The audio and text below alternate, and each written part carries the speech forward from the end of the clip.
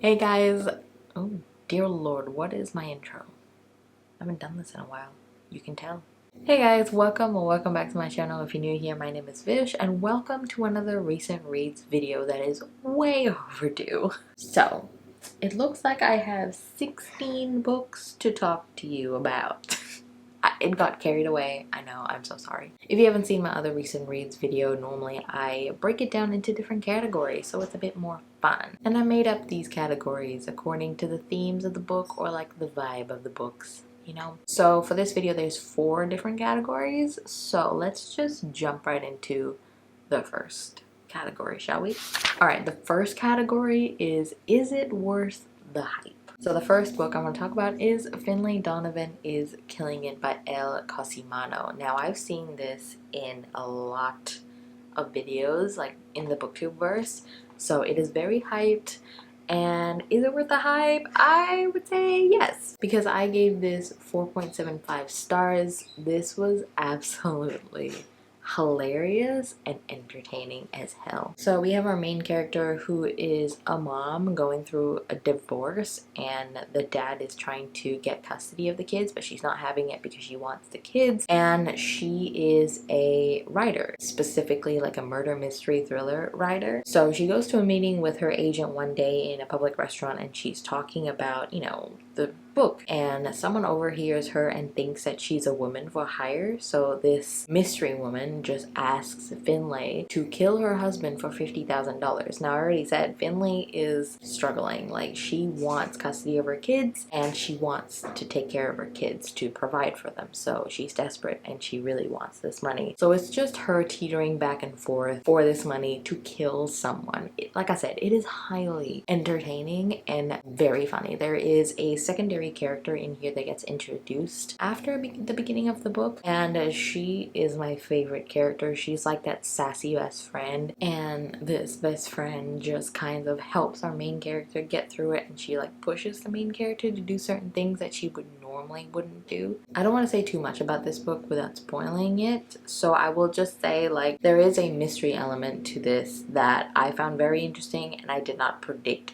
at all the outcome of that mystery. And there is also a romance in here that I wasn't particularly fond of, and I wasn't happy with the outcome of the romance. It's a little bit of a love triangle here, and I wasn't happy with the outcome of the romance at all. And this is actually the first book to a series, so I do have the second book and I do want to get to it. And this one ends on a cliffhanger too, so I definitely want to get to the second book soon. So I would definitely recommend this if you're looking for a very quick read but entertaining, just to break up some like fantasy or sci-fi, just like those dense reads. And also if you're in a reading slump and you're trying to read something really fast and entertaining, this is definitely the book for you. Alright, the next book that I read is The Hero of Ages by Brandon Sanderson, the third book in the Mistborn trilogy. I started 2 years ago. Like, I read Final Empire and Well of Ascension 2 years ago back to back, and I didn't pick this up afterwards. I'm an idiot, I know, but I was scared. It's always the last book for me, like Jade Legacy. Still haven't read it. Like, I don't know what's going on with me. But anyway, like this, still haven't read it. Oh, also Morningstar by Pierce Brown. Still haven't read it, even though I read the first two. I'm scared as to what will happen in Morningstar, so that's another example. Anyway, the category, is it worth the hype? And the answer is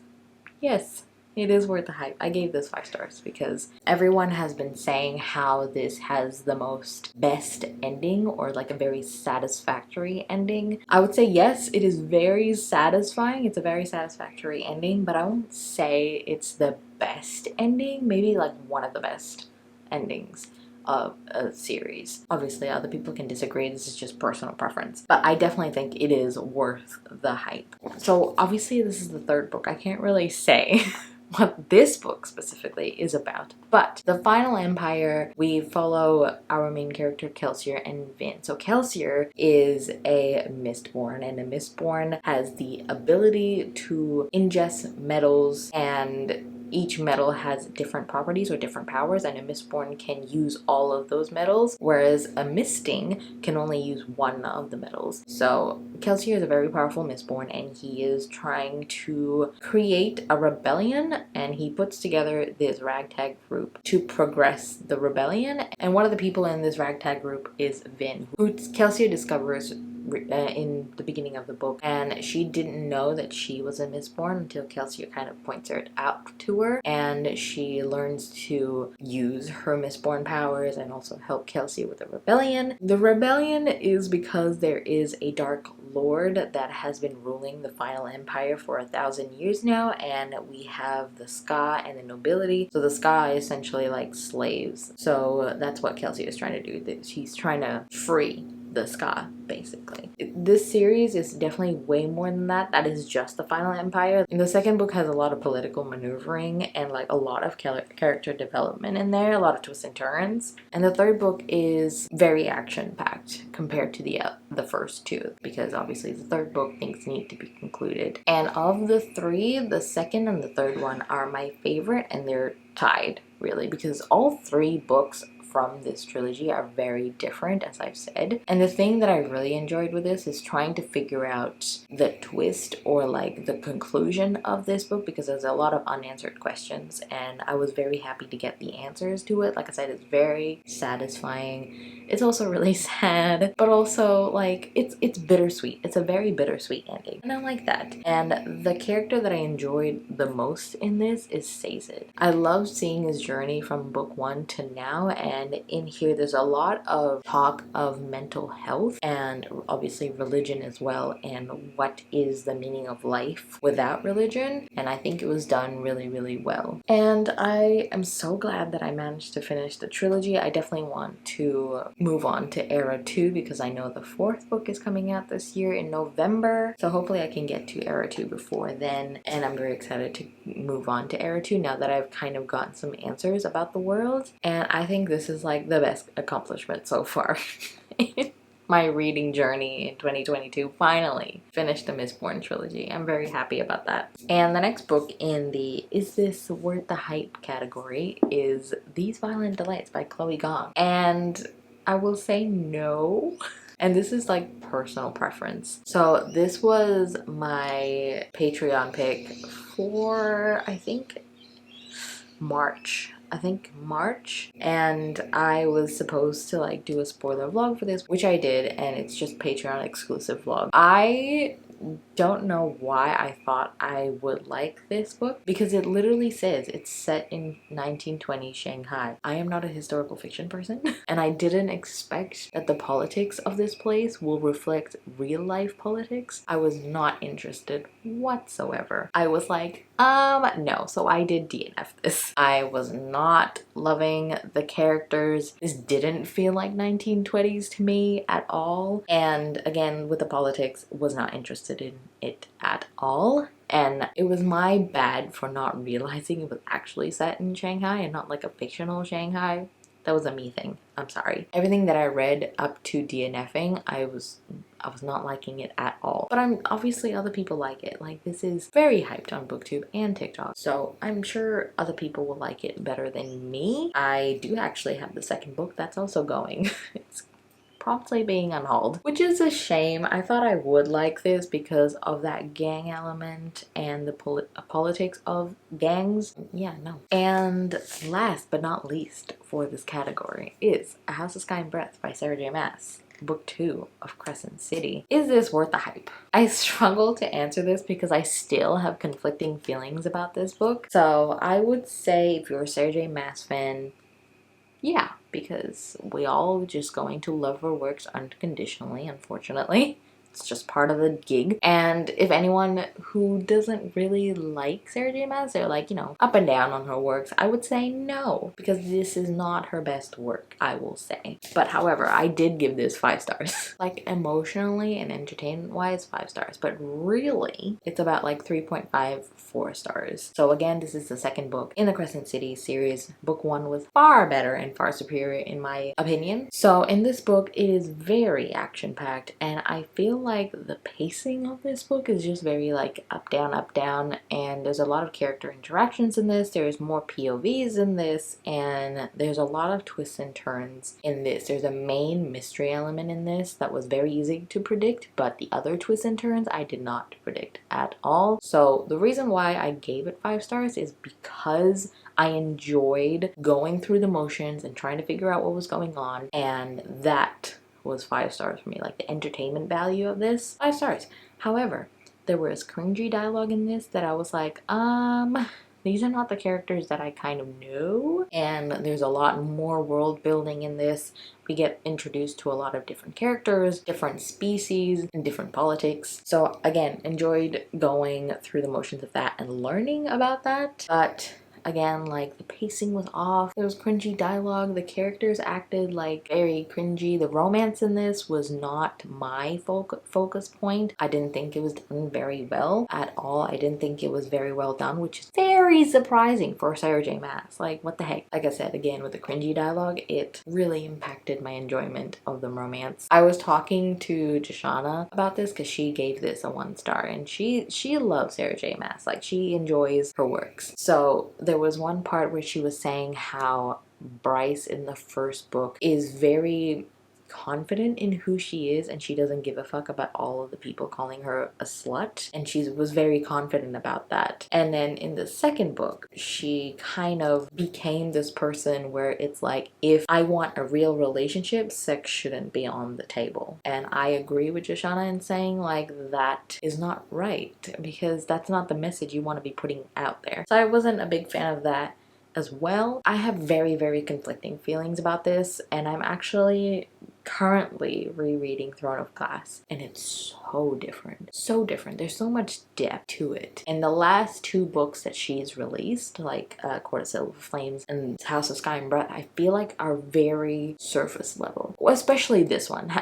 Court of Silver Flames, there's still talk about trauma and grief, and that was still really deep, but I didn't feel that Sarah J Maas like character development and like the darkness that she always has in her books. It's just not the same. I am losing faith a little bit. I don't know. And it's really sad because her writing speaks to me, but the last 2 books, it hasn't. It really hasn't. So yeah, I'm a bit bummed about it, but I still enjoy my time reading this. I am just going to keep going with the series, especially the way this ended. It's shocking, but also like, yeah, I can kind of see that happening, and I'm scared for the 3rd book and also excited for the 3rd book, because with her track record of writing things, I really hope the 3rd book she takes care into what she's writing and not just doing what she's been doing, because it'll ruin everything for me, which I don't want. So we shall see what happens.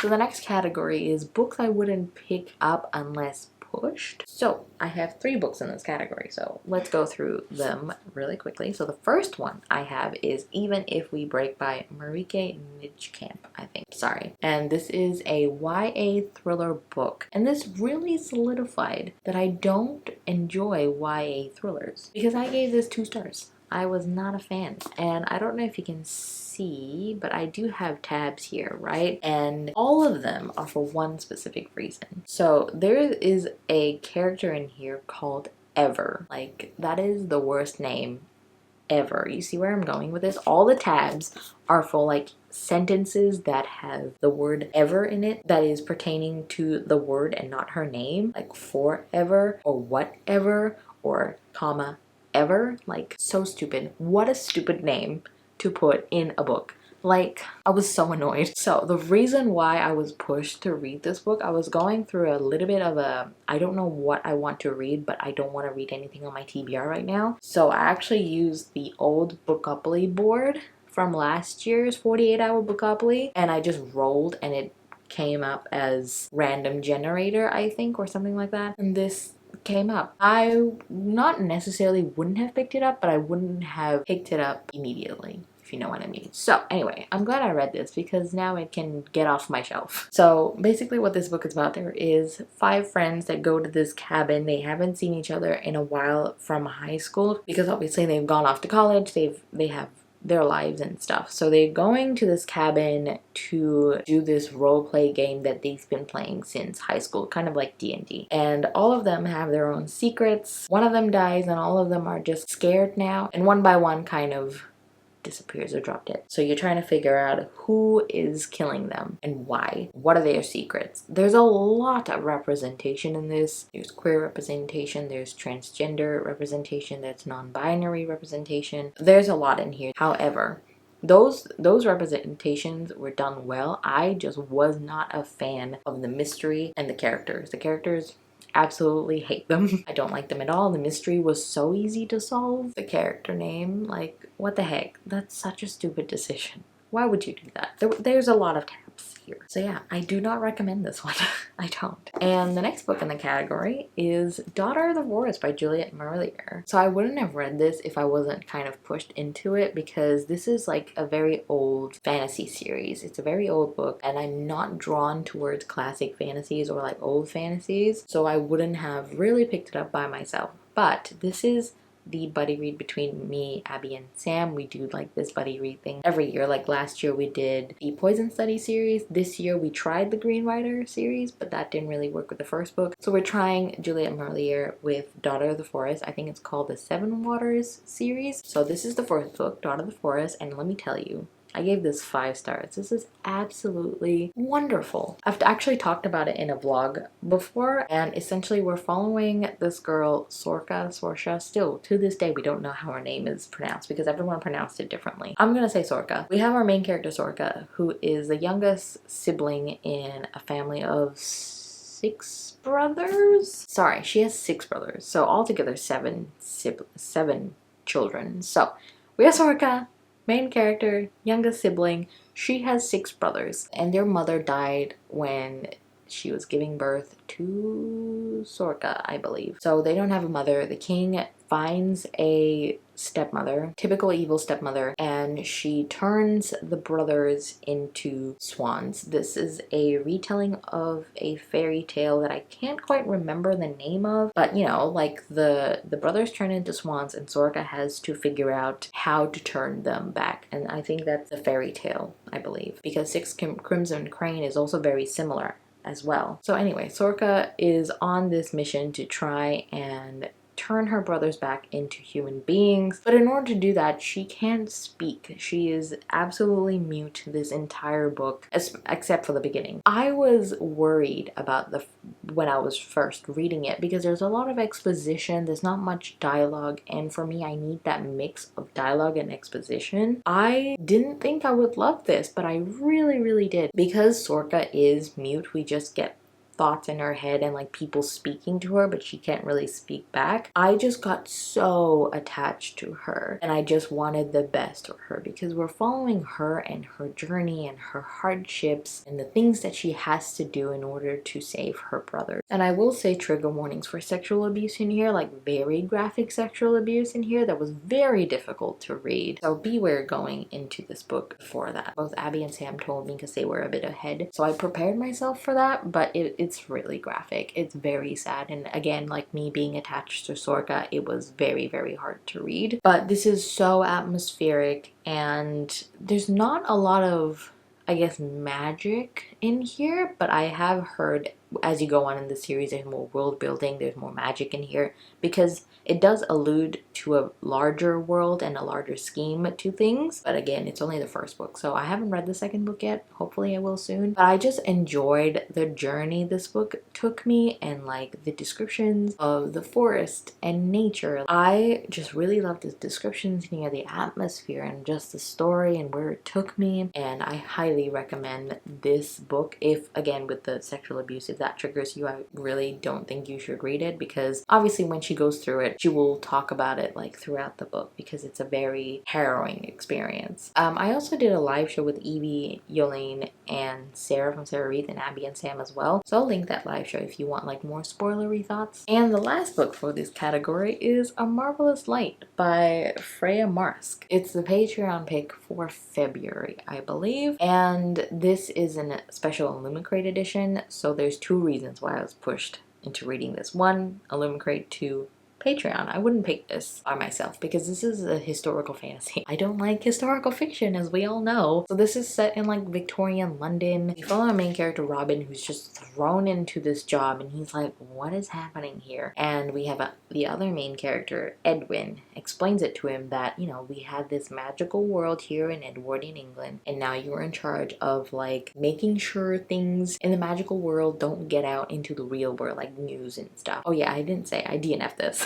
I DNF this because again, historical fiction, historical politics, like I am not about it. There's also a mystery in this because the reason why Robin was thrown into this job because the previous person is actually missing, and these people then kidnapped the original person is like trying to do some things that I don't know what's going on because I DNF this. Also beginning to understand that I don't like urban fantasy, like set on Earth. Exceptions are Shadowhunters and Dresden Files. I know a lot of people like it.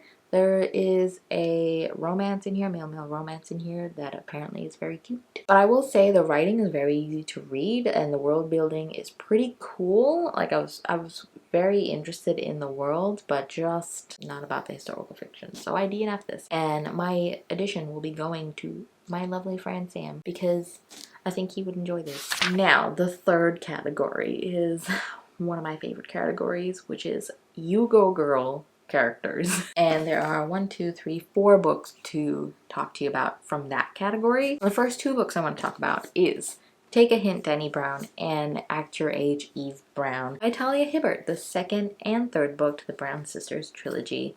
I have now finished the Brown Sisters trilogy. I can finally finish my vlog that I was doing for these. I was doing a spoiler-filled vlog. But anyway, I gave both of these 5 stars. These 2 are my favorite from the series. I can't pick one because both of them are so different because they have 2 different characters, 2 different romances, and 2 different kind of settings to the romance, or romance tropes to them. So I really enjoyed both of them very much. So with Take a Hint, Dani Brown, we have Dani Brown, who is a PhD student, and when she's at this university, she gets stuck in an elevator, and the security guard, which is Zav, he rescues her from the elevator. And when they get out of the elevator, people are like, oh my god, they're dating, blah blah blah. Zaf actually used to be a pro football player until he decided to retire. So Zaf is already famous. So this resurfaced all that fame, and these 2 have to fake date because of that. And Zaf didn't want to do that at first, but he tries to take advantage of the situation because he founded this non-profit organization that helps boys talk about their mental health while playing football, because he had to go through a very traumatic event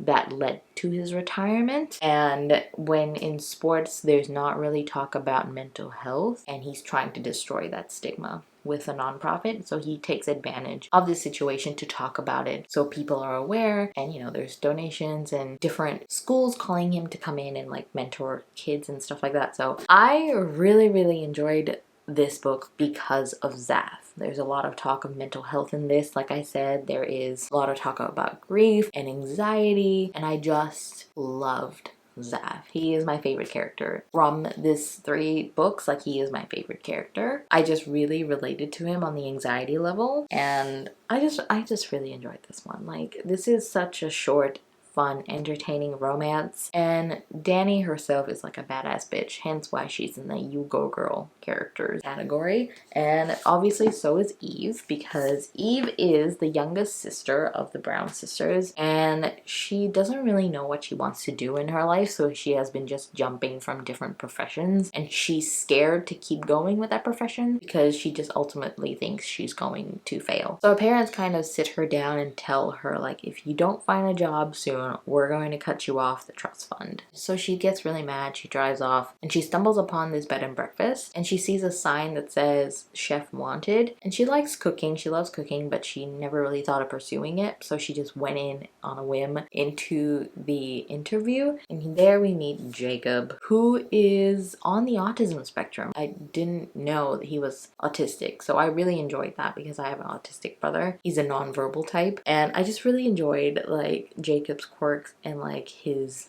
personality in this book. So like as I was saying, like Eve goes into this interview, Jacob's there. He's not the type to like go off script. So he was like, "You're not here with your resume? What are you doing? Out." And then Eve goes, and Jacob was there with his best friend. His best friend's like, "Look, you're desperate. Go get her and let her demonstrate her skills because you need a chef. Like, I can't be doing this." So he goes out, Jacob, sorry, goes out to get Eve, and Eve backs up her car to Jacob. Oh my god, that was hilarious, but also like not great for Jacob. So because of that, like Eve helps, you know, with the bed and breakfast and everything, and the romance blooms, and it's so cute. I love it. This one is kind of not enemies to lovers, but like disdain to lovers, because of, like I said, with Jacob, like he's not the type to go off script. Everything needs to be as it is, and Eve accommodates to that without him telling. And like there's things that Eve needs and like Jacob does it without her saying. Like I love that. I love that type of relationship. It's like the other person knows you, you know, the other person truly knows you and knows what you want, so they do things for you without you even asking. I love that. And it's a sunshine grump romance. Like she has that bubbly personality, and Jacob is such a grump. So if you're looking for another grump sunshine romance, I definitely would recommend this. I had such a fun time reading the Brown Sisters trilogy. I would definitely be rereading these. Probably not Chloe, but like these two for sure. I would reread this a lot. And the next book in that You Go Girl category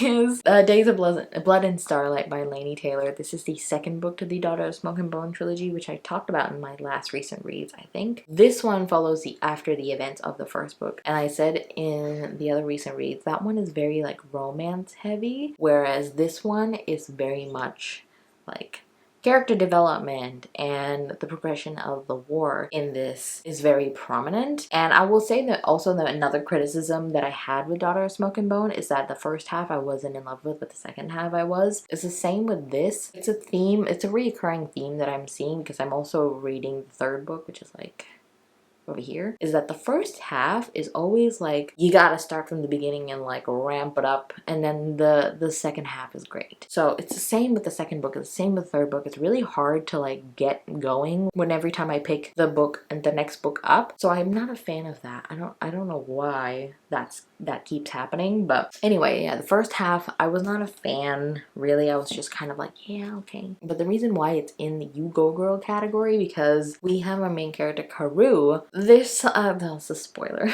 I just remembered. Okay, something happened at the end of Daughter of Smoke and Bone, and Karu did, at least in my opinion, did the right thing in dealing with those repercussions. And that's why I'm just like, you go girl, you take care of yourself, you do what you need to do, you know? And I really appreciated that. Normally with YA books, it's kind of like, oh, I love you, no, realistically you're going to be angry. I'm not gonna say what it is. I'm just saying like Karu should be angry at what happened at the end of Daughter of Smoke and Bone, and I'm glad she took the time to be angry, and I'm just like, yes, go girl. And like I said, this one is very much focused on Karu's character development and what she's going through, and obviously the side characters in this are my absolute favorite. The writing in this again is absolutely beautiful. It's Laini Taylor. However, I will say after reading this whole trilogy, well, I haven't finished it, but like reading this whole trilogy, I still preferred Strange the Dreamer duology, especially with the story and the writing and like the pacing as well, because like I said, the pacing is so weird. I gave this book 4.5 stars. I just really enjoyed it. It's a very bingeable series. That's what I would recommend. If you wanted to pick up this series, I would recommend you binge them because they're so quick to read. I finished it in like 2-3 days. Like it's so quick to read, even though it's a chunky book. It's about like 523 pages. It's still like a lot of pages, but it reads really quickly. So I would highly recommend this series to be binged. Now the last book in that category is Once There Were Wolves by Charlotte McConaughey. This was the this is the March and April Patreon book club pick. So I really enjoyed this. The live show just happened and I gave this 4.5, I think. And I gave this book 4.25 stars. I really enjoyed this. There were some gripes that I had with this book, so that's why it's not a full 5 stars. And there are certain things that I didn't really love. Like I didn't love the characters. I didn't love where the ending went. I enjoyed seeing the backstory of these characters, but not the characters themselves. So I would say say this is more literary fiction than thriller. There is a mystery element in this that you're trying to figure out, but it's more of a literary fiction. So this one, we follow our main character Inti, who is part of this project to rehabilitate wolves into the Highlands, Scotland, because wolves are extinct there. So they're trying to revamp the ecosystem in that area, and predators help the ecosystem. So trying to rehabilitate wolves into there, and that is my absolute favorite thing about this book, is the discussion of wolves and their behavior and the whole ecosystem of it. And also the writing in this is so atmospheric, especially because it's set in Scotland Highland. It is so freaking atmospheric. Like, I have a few tabs of like quotes and things that I love, and just the discussions of like wolves and their behavior. I'll see if I can read something from there. Oh, this is a really cute quote. "If I were you, I'd be more worried about the wives and daughters going out to run with the wolves." I love it. Anyway, yeah, it's such beautiful writing. I love this discussion of wolves and climate change. I know her first book, I think her debut, Migration, is also about like animals and climate change, and I really want to read that book as well because I did enjoy her writing style. I don't love her characters, like I said, but I really enjoy learning about their backstory. It's a very dark backstory. There's trigger warnings for like sexual abuse, physical abuse. There's talks about depression, dementia, also animal death in this as well, obviously, sadly. So there's a lot of dark topics in here, and I would definitely recommend just like looking into it before going into this. If you can't handle like animal deaths and stuff, I don't think this is the book for you. It's not graphic, but it's there, and it's a really short book as well, so it's a very, very quick read. And I would definitely recommend the audiobook as well because the accents are Scotland. And also our main character Inti is from Australia, and I did not cringe at the Australian accent in the audiobook, so I would definitely recommend it. And now let's talk about the last category in this video, which is literally just smut. So I ran into a bit of another kind of slump where I didn't want to read anything on my TBR and just wanted to go off script. This is like the second time that I had to do this, but instead of reading, you know, things like Even If We Break, which was not a success, I read smut, and you know what? That worked. So I'll talk about two books at the same time because it's the first and second book in a series, which is The Never King and The Dark One by Nikki St. Crow. This is a dark Peter Pan retelling, which was really well done in my opinion. Like, I didn't think I would go into this really invested in the plot, but I was. Like, it was so weird. And this is a reverse harem novel as well. We got one girl, Winnie Darling, and then obviously Peter Pan and the Lost Boys. We have our main character, Winnie, or Darling, let's call her Darling, and she has known that Peter Pan is going to come for her on her 18th birthday because all the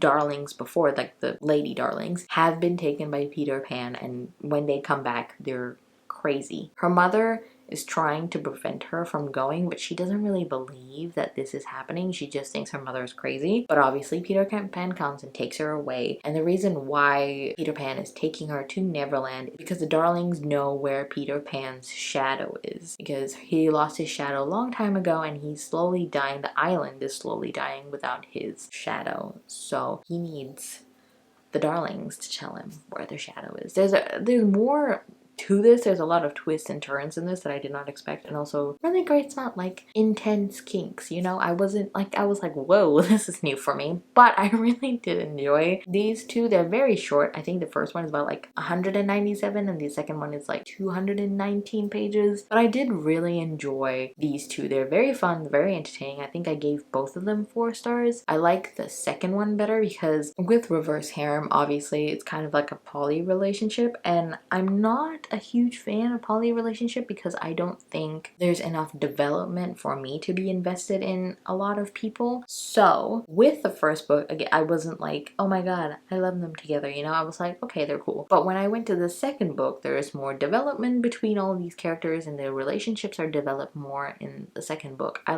was warming up to them. So I think as I go through the series, because the third one will be coming out in September, which I'm very excited because the first 2 ended in cliffhangers. So I'm like, like, I need the next one. But anyway, like as I keep going through the series, I think I will warm up more to the relationship and the characters because I need more development with that. And yeah, I would recommend this one if you're looking for like a dark romance and a reverse harem romance. And the fantasy plot for this is really cool. I think it's really interesting. I like the world. It's very unique, like, you know, the Neverland, and there's two different shadows, like life shadow and death shadow. It's just really interesting. And the third book I want to talk about for the smut category is Filthy Gods by R. Scarlett. This is a novella. I think it's about like 100 and something pages. Let me just quickly check. 168 pages. It's not that long. And I gave this 4.5 stars. Another one I really enjoyed. I really enjoyed the chemistry between our two main characters. So we have our main character, Juliet,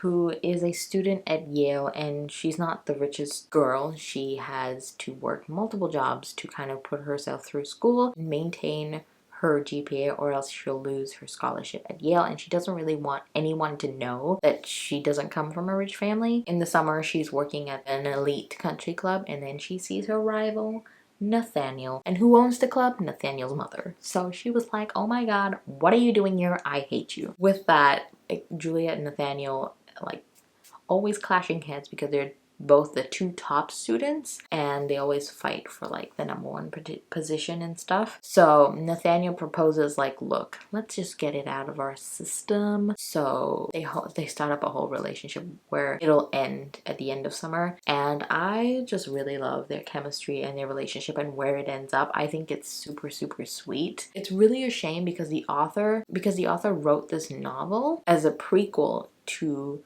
the rest of the series, but she wrote this ages ago, and I don't think she's writing anymore in the series, which is really sad because I would really have loved to see the other people in the American Gods group, because Nathaniel has other friends that are part of the American Gods group. So I would really love to see like the romance for each of them, but sadly I don't think she's doing it, so boo. But anyway, I really enjoyed this one. It's again really fast read, really did its job in entertaining me. The smut was great. I didn't like absolutely love it because the writing style was a bit repetitive in like what the characters look like. And like, I get it. They're strong, they're handsome. I get it. You don't need to repeat it to me. I would definitely recommend this if you want a short smut book. So the last book I want to talk about is Electric Idol by Katie Robert, and I gave this 3.5 stars. We follow our main character Psyche, who is the sister of Persephone, who was in Neon Gods. Psyche is basically being targeted by Aphrodite, and Aphrodite asks Eros, who is her son, to kill Psyche. And Eros had an encounter with Psyche before that, where Psyche just helped him out of the kindness of her heart. And then he is like kind of very insta-lovey, and he's like, no, I don't want to kill her. Instead, can you marry me? I really enjoyed seeing Psyche and Eros's little delicate romance bloom and grow, and I really loved and enjoyed that. However, like I said, it's a bit insta-lovey in the beginning, whereas in Neon Gods, Hades and Persephone had a slow burn romance. There's tension, there's time passes. This one takes place like within a week, and I feel like that's very short. It's just that with Neon Gods there's more time, more development, whereas this, I feel like there's not really much development. There was also writing issues that I had with this. So there was a few information or like descriptions that were repeated throughout the book, and I'm just like, you know, you've told me once, you don't have to tell me again. Like, the amount of times that Katie Robert has said that Hades is married to Persephone, or like Persephone is the queen of the underworld, like, I know you've told me this, like, you don't have to tell me again and again. It's just like small things like that just builds up, and eventually I just gave this a 3.5. I still think Neon Gods is better, and I will also say the smut is very vanilla in this, like at least compared to her other books. This one is very vanilla, and I was very surprised and, you know, a little bit disappointed as well. But I think her next book in this series is Helen, Achilles and Patroclus. Again, I feel really iffy about it, like how I did with this. I didn't know if I would love it, so I am interested to see what the next book is going to be like. So we'll see what happens with that. But anyway, like, I enjoyed this. I would definitely reread this because, again, I really enjoyed like the budding relationship that they had between them, like the partnership. It's funny, and like also, I just remembered that Psyche had issues of like believing that Eros is telling the truth, and it irritated me a lot when she kept doing it throughout the book, when clearly Eros has already said things that are actually true and she just does not believe them. It just irritated the shit out of me. Like this one quote where she says, "It's so tempting to believe that he wants me that desperately, but allowing myself to believe that is a mistake." What do you mean tempting to believe he wants me that desperately? Like, he's literally shown you how he wants you. Like, you can see it in his eyes, you can see it in his pants. Like, you know he wants you. Like, why are you not believing? So yeah, this is not my favorite, but I still really enjoyed it. So those are books I've read so far. I'm, like I said, currently reading Throne of Glass right now by Sarah J Maas, and oh my god, the amount of tabs I have for this book. And I am halfway, hoping to get to finish this by today maybe, and I'm really enjoying this very much. Oh, also the reason why I'm reading Throne of Glass is because my patrons and I are doing a mass along where we read one book per month. So we're starting with the Throne of Glass for April, and then this month, May, I'll start with Crown of Midnight. So if you want to join, it is linked up below, and it is available for all tiers. So even if you join the first tier, you can still participate in the mass along. Let me know in the comments down below if you've read any of these books that I've just mentioned, which one were your favorites, which one you also didn't like. Disagree with any of my thoughts, please let me know. If you made it to the end of this video, let's put a wolf emoji because of once there were wolves. Like this video if you liked it, subscribe if you haven't. All my socials and my Patreon is linked down below. Thank you guys so much for watching, and I'll see you in my next one. Bye!